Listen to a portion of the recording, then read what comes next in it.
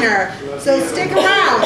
Our next comedian is a familiar face here, so please give it up for Dr. Peggy Ching. Yeah.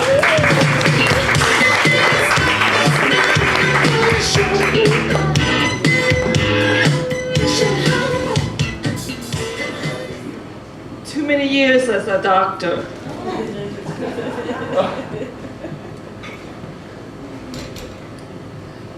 Yes, I'm Dr. Peggy Ching, but it doesn't matter how properly I'm introduced. People still come up to me and say, "So you're the nurse, right?" No wonder. To my kids, the MD, forget medical doctor. It stands for Mommy Dearest. They sure respect a coat hanger waiting mad woman. You bet your gluteus maximus. I'm Peggy Ching, MD, FACS. The FACS stands for Fellow of American College of Surgeons. I'm a surgeon. And through a very solemn invocation ceremony, the American College of Surgeons made me a fellow. This is before Google. I didn't know how this invocation worked, but they did it. I didn't even have to have a sex change. But for what they put me through, I've grown a set of balls. I don't drink, so whenever I come to a place like this, I offer to be the designated driver. My friends, they all turn me down. They feel safer driving drunk.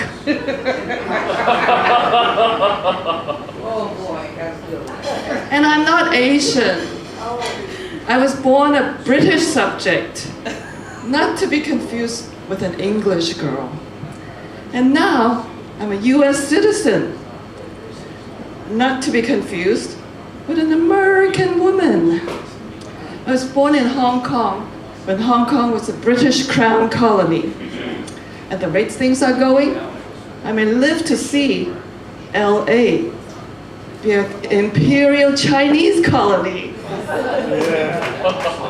true. China is communist. No imperialism there. I'm trying to make a political joke. Somebody's got to do it. For all we know, folks doing political jokes in China, they're touring America now as exhibits, body exhibits. You know why Asians are smart? It's the straight black hair. It protects the brain from damage of cosmic rays. Just kidding. And unfortunately, I turned prematurely gray. Side effects of growing balls. That is until I came to Tinseltown. Now the gray is my platinum highlight. And if I really find out that we blondes really have more fun. Recently, over the holidays, I took a train ride. And another passenger said to me, "Your hair reminded me of Marilyn Monroe in the movie Some Like It Hot." Me? Marilyn Monroe? He must have no eyesight, or that was like the lamest pickup line. But come to think of it, he was thinning a little bit up top. Maybe this cosmic ray thing is really working true, huh? Anyways, I was curious, so I checked out the movie, Some Like It Hot. And I really enjoyed it. You know, we don't really see real movie stars anymore. Real, I mean like not surgically altered. I couldn't get my eyes off of Marilyn's tuberous breast deformity. I couldn't help myself but think of the surgery to correct her cone-shaped breasts. Occupational hazard. I can't look at anybody without thinking surgery. And in that movie, did you see her backside? Oh la la. She, standing next to her, she would make J-Lo look like me standing next to J-Lo. Good thing that she left us before one of us plastic surgeons got our hands on her. Had she lived, she might age to look like Joan Rivers.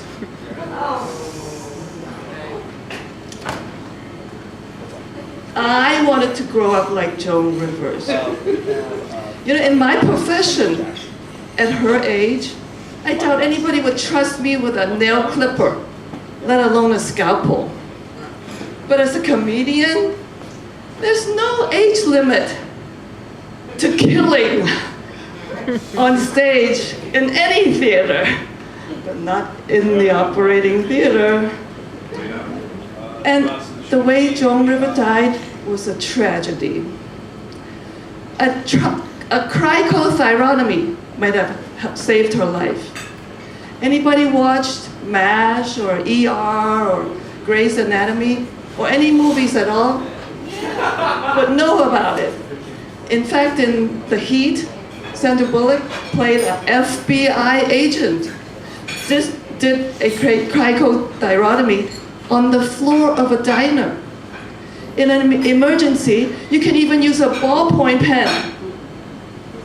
But unfortunately, in a surgery center full of ear, nose, and throat specialists, they couldn't manage it. My guess is that Joan Rivers got her neck lifted so many times that even expert couldn't tell her cricoid from her thyroid. Tragic. Girls, I let you know, when I came through training as a surgeon, we didn't have any sexual harassment. Sleeping with our boss is just how we find husbands. And sleeping with one of our underlings, that's another way of finding a husband, which explained why so many of us are single. But then, things are changing. More and more states are legalizing gay marriage. So there's hope for us women surgeons. I recently got a new phone. I left it on the table, but this thing, it's a miracle. My phone has more apps and functions than I have studied as a human. Bodily functions. Yep, which led me to think, as we get older, how much are we willing to let our bodily function be taken over by technology? Okay, let's have a vote, okay? Raise your hands if it's a yes. I'll go down to ABC. A, airway. Anybody would live with a tube breathing for you, through a tube? Raise your hand. You would? Yes? No? Nobody? You wouldn't have a tube breathe for you? No. Okay. All right, then B, breathing. How about oxygen? Would you walk around with a tube feeding you oxygen? Anybody? Raise your hand. Yeah? No? Circulation. Would you walk around with a pacemaker to help pump your heart and, yeah? Okay. A, B, C, D. Diet. Would you walk around with a feeding tube sticking out of your stomach? No. Okay. Recently, I was so shocked to see television commercials for a self-administered urinary catheter. Who would walk around and use a tube to pee. But on second thought, a insurance-covered device, neatly packaged, delivered to your doorsteps, that finally let us women pee standing up. Cool! Yay!